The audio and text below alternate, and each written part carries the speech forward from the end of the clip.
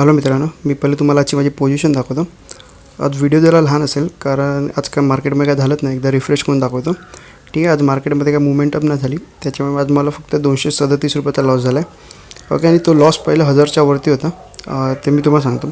जसं तुम्ही 49,500चा पी बघताय ना, तो 576 प्लस आहे। तो मला फक्त आणि फक्त चुकून आलेला आहे, कारण मी जेव्हा एंट्री घेतली तर मी एंट्री करत नव्हतो, पण ते चुकून बोट दाबलं गेलं आणि ती एंट्री एक्झिक्यूट झाली आणि त्याच्यावरती मला 700 रुपये दिसत होते, तर मी लगेच एक्झिट मारली।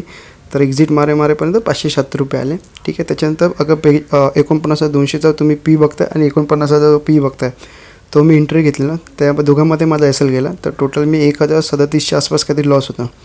ठीक आहे, त्याच्यानंतर मी घेणार नव्हतो, पण निफ्टीचा जो 2 कॉल सेल दिसतात तुम्हाला, 22,750चा कॉल आणि 22,800चा कॉल मी सेल केला।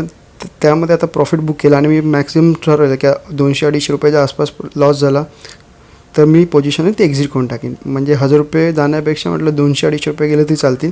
त्या हिशोबाने मी तो ट्रेड घेतलेला आणि त्या दोघांची एंट्री कुठे घेतली ते तुम्हाला सांगतो। सेटअप एकदम सिंपल होतं आणि जसं मी तुम्हाला सांगितलं की 23,32च्या वरती मार्केट जात नाही किंवा 22,400च्या आसपासच्या खाली मार्केट जात नाही, तर हे मार्केट हे साईडवेज असेल। त्याचप्रमाणे मार्केट साईडवेज झालं। मी ॲक्च्युली बँक निफ्टीमध्ये एंट्री घेणार नव्हतं, पण मला सेटअप दिसला म्हणून घेतला।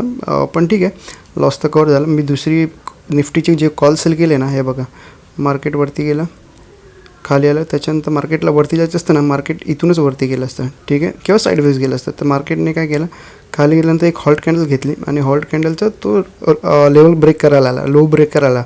त्याच्या ह्या लेवलच्या आसपास मी माझी एंट्री घेतली आणि इकडे मी माझा टार्गेटसुद्धा कंप्लीट केला। कदाचित तो 0 पण होऊ शकला असतं माझा लॉस, पण ठीक आहे, जेवढा आपल्याला लॉस होऊ शकतो तेवढा आपण घ्यायचा। आणि जसं तुम्ही बघितलं असतं की मी लॉस खूप कमी घेतो आणि प्रॉफिट जरा मोठे घेतो, कारण मी रिस्क रिवॉर्डवरती जास्त काम करतो। सेटअप कोणतेच होते, फक्त रिस्क रिवॉर्ड आपल्या साईडने असेल ना, तर ती स्ट्रॅटेजी प्रॉफिटेबल राहते। आणि राहिला विषय मार्केट ॲनालिसिसचा, तर मार्केटची ॲनालिसिसचा जो काल मी जो व्हिडिओ अपलोड केला ना, तोच व्हिडिओ तुम्ही बघा आणि त्याच व्हिडिओनुसार तुम्ही ट्रेड करू शकता, कारण मार्केट आज कुठे गेलंच नाही, एका रेंज बाउंडमध्येच आहे।